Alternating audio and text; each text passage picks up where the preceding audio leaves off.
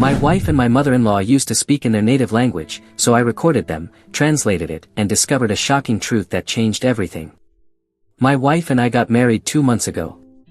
We come from different cultures and ethnicities. In her culture, it is normal to live with one's parents. We had discussed moving in with her parents after getting married, but I didn't feel very comfortable with the idea. I was born and raised in the United States. My parents moved here when they were 20 years old to pursue their dreams. When I was 19, I moved out, and they supported my decision. So I told my wife I didn't like the idea of living with my in-laws. She told me it was an important part of her culture. I said I respected our cultural differences, but I wouldn't budge on that. I wanted us to have privacy. I had visited her apartment and knew we wouldn't all fit there. At the time, I thought her parents lived with her. She had also implied it. She had told me she grew up here. Eventually, we reached an agreement. She asked me to try it for a few months, and if I didn't feel comfortable, we could move out. So I agreed.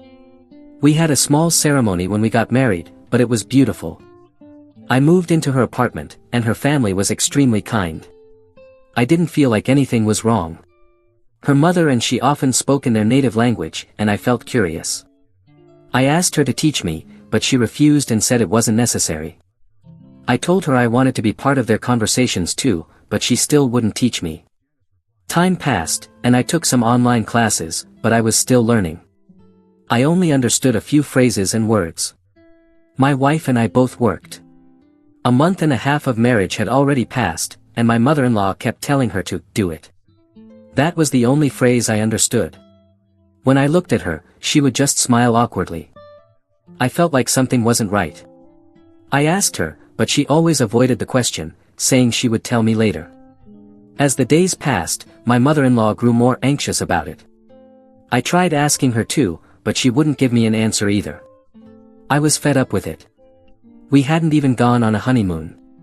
I wanted to travel abroad, but she flat out refused, saying she was busy with work or making up similar excuses. One day, I was talking with a coworker. She was from the same country as my wife, but I had never heard her speak in her native language. I randomly asked her if she spoke the language, and she said yes. I asked if she could help me translate some phrases, and she said of course. I knew it wasn't right, but I was going to record them. I had already been living with them for almost 2 months, and I didn't like always being excluded from their conversations. I knew something was going on, and I was going to find out what. I couldn't believe what I was hearing. My coworker, wearing headphones connected to the laptop, translated the secret recordings I had made of the conversations between my wife and my mother-in-law. With every word, my heart sank deeper into my chest. These weren't casual talks about daily life or plans for the future. It was something much darker, something I never could have imagined. My wife and my mother-in-law were planning to use me. I was just a means to an end. Apparently, my mother-in-law was drowning in debt, and my wife, who had grown up here but maintained strong ties to her culture, had been pressured to find a solution. And that solution was me. They needed someone who could support them financially. Someone who could pay off the family's debts and ensure them a comfortable life. I was the perfect target. A naive American, passionate and willing to do anything for the woman I loved. But it wasn't just that. There was more, so much more. My mother-in-law was sick, something I had never known. She needed expensive treatment, and my wife had agreed to marry me to ensure that I would pay for everything. They laughed on the recordings, mocking my naivety. My wife said things like, "He's so easy to manipulate. He believes everything I say." And my mother-in-law replied, "You did well to choose him. He's weak, but he has money." I felt betrayed in a way I never thought possible. Everything I had built with her, every moment we had shared, every promise we had made to each other, it was all a lie. I was just a pawn in their game. And the worst part was that I had truly fallen in love with her. I had trusted her. I had opened my heart and my life to her. And she had used that against me. I didn't know what to do. My first reaction was pure rage. I wanted to confront her immediately, expose her lies, and make it clear that I wasn't the fool she thought I was. But something inside me made me stop. I needed to think calmly. I needed to plan my next move. If they were playing a game with me, then I would play too. And I would play to win. In the days that followed, I pretended nothing had happened. I kept acting like I was happy and carefree. I even started showing more interest in learning her language, just to keep them off guard. My wife seemed surprised but pleased with my new attitude. She had no idea that I knew the truth. Meanwhile, I began planning my revenge. First, I needed to secure my financial stability. I had deposited a significant amount of money into a joint account with my wife, but now I knew I couldn't trust her. Slowly, I started transferring the money back into my personal account, making up excuses about investments and unexpected expenses. She didn't suspect anything. Then I started gathering evidence. I recorded more conversations, took photos of documents, and even followed my wife on some of her outings. I discovered she was in contact with a lawyer, probably planning how to leave me in the worst possible position if I ever found out the truth. I also found out she had a secret bank account where she kept money I had given her for household expenses. Over time, I had everything I needed. Now it was time to act. One night after dinner, I sat down with her in the living room. I was calm but determined. She looked relaxed, with no idea of what was about to happen.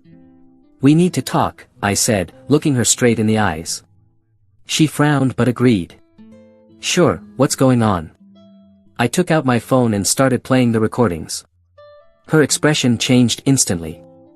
She turned pale, and I could see fear in her eyes. "What is this?" she asked, trying to stay calm. "This is you and your mother planning to use me," I replied firmly.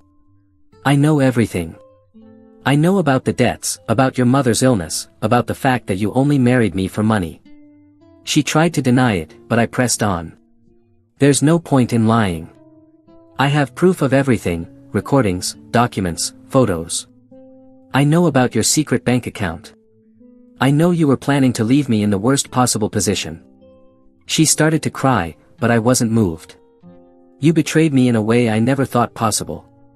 You used my love and trust against me. And now, you're going to pay for it."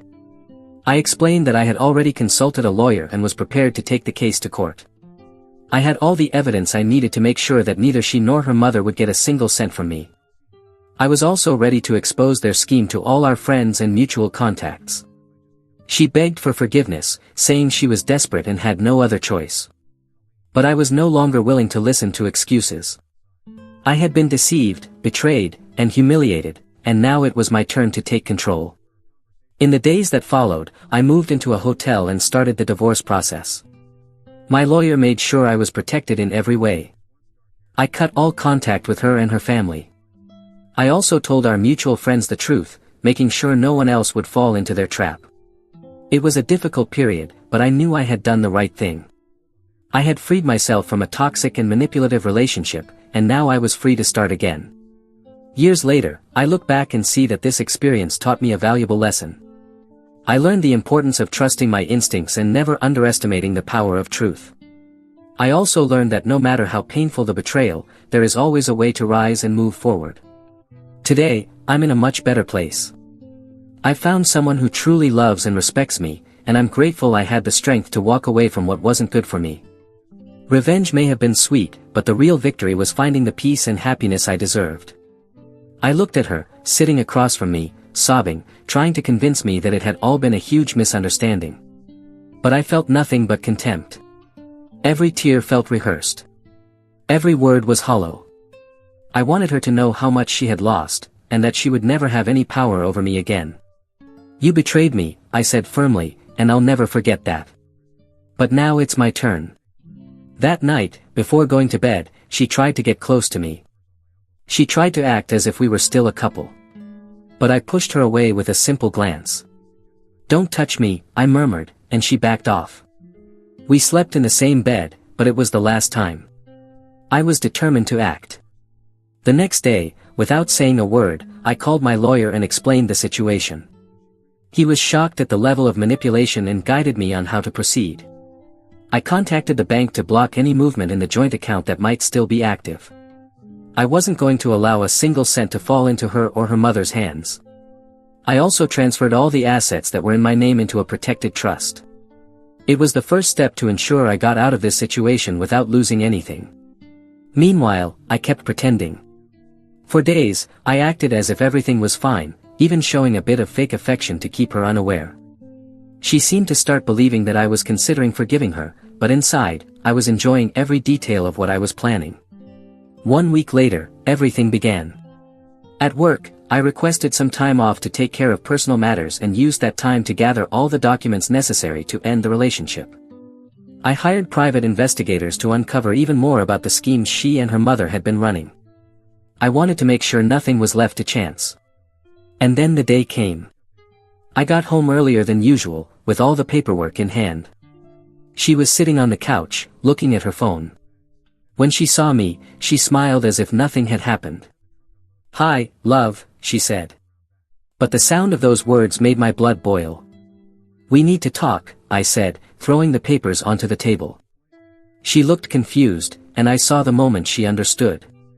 She started trembling, reaching for the papers, but I pulled them away. "These are the divorce papers," I continued calmly, "and I suggest you sign them without trying to make excuses, because there's no way out." She began to beg, fake tears running down her face. "Please, listen to me. I love you. I only did this because I was desperate. My mother needed help." "Shut up," I interrupted coldly. "There is no love here. You never loved me. You used me, and now you're going to pay for it." She tried to argue, but I placed my phone on the table and pressed play. The recording started playing, every word exposing the plan she and her mother had orchestrated.